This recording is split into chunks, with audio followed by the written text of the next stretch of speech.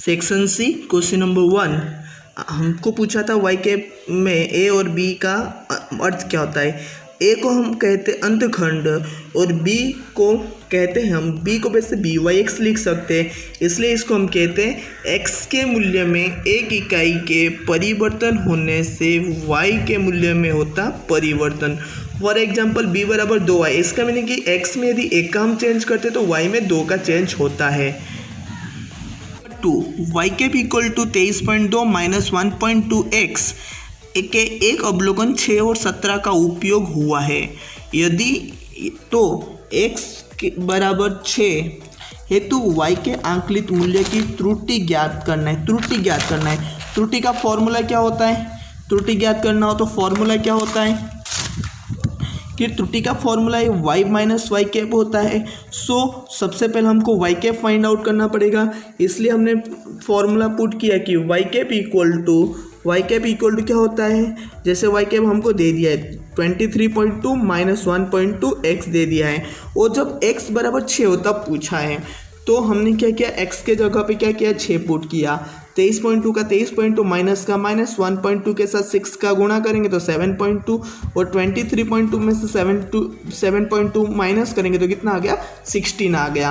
अब त्रुटि means error का फॉर्मूला क्या है y माइनस वाई कैप। तो y कैप तो हमको पता है 16 है, तो y बराबर क्या है, तो हमको एक अवलोकन दिया है 6 और 17, मतलब जब x का मूल्य 6 हो तो y का मूल्य कितना होगा 17।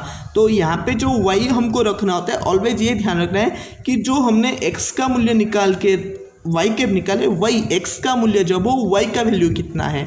तो y का वैल्यू तब कितना था 17 था, तो y कैप बराबर कितना निकला 16। तो एरर जो गलती निकला वो कितना निकला, एरर 1 निकला। चलिए क्वेश्चन नंबर 3 देख लेते हैं।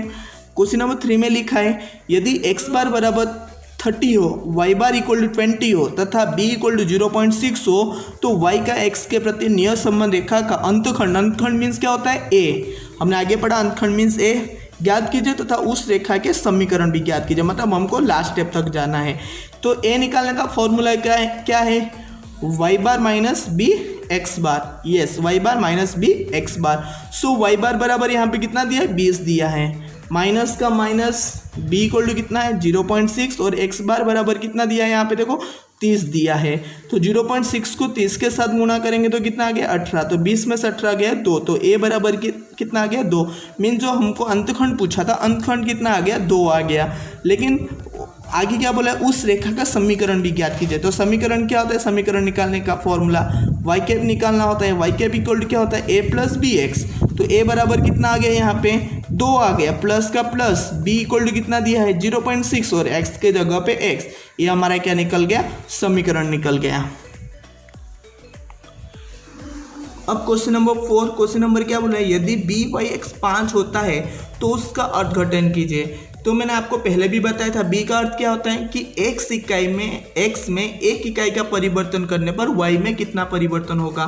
सो b बाई एक्स बराबर 5 है, इसका मीनिंग क्या हुआ यदि x में एक इकाई का परिवर्तन किया जाता है तो y में 5 इकाई का परिवर्तन होगा। मतलब b by x means b का वैल्यू 5 आया, इसका मीनिंग हुआ कि x में एक इकाई का परिवर्तन करने से y में कितने इकाई का परिवर्तन होगा 5 इकाई का परिवर्तन होगा।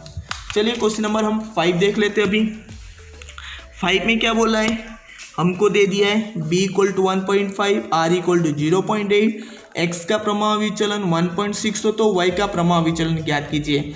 x का प्रमाण विचलन मीन्स क्या होता है sx होता है, ओके। हमको y का प्रमाण विचलन मीन्स sy निकालना है। तो b निकालने में जब r दिया हो तो b का फॉर्मूला क्या होता है, उसी फॉर्मूले से हम पुट करेंगे। तो b का फॉर्मूला क्या होता है, जब r दिया हो तो b equal to r into S Y upon S X होता है। तो b का वैल्यू कितना दिया है 1.5, इक्वल का इक्वल r का वैल्यू कितना है 0.8 दिया है, इंटू एस वाई तो हमको निकालना है, एस वाई नहीं दिया है, और एस एक्स बराबर कितना दे दिया है यहाँ पे 1.6 दिया है। तो यहाँ पे मैंने 1.6 लिख लिया। अब देखो 1.6 यहाँ पे इक्वल के इस तरफ क्या है भाग में है, उधर जाके क्या हो जाएगा गुणा। तो 1.5 इंटू क्या हो गया 1.6, और ये 0.8 इनके साथ गुणा में है और इक्वल के उस तरफ जाके क्या हो जाएगा भाग में। इक्वल टू यहाँ पे क्या बचा एस वाई बचा। अब कट करेंगे 0.8 इंटू 16 को 1.6 को 2 आ जाएगा, तो 1.5 इंटू 2 करेंगे तो SY बराबर कितना आ गया, 3 आ गया। क्वेश्चन नंबर 1 से लेके 5 तक आपको सभी समझ में आ गया होगा। तो आप मेरे चैनल को सब्सक्राइब कीजिए, यदि वीडियो पसंद आए तो लाइक कीजिए और अपने फ्रेंड के साथ इसको शेयर कीजिए। Thank you.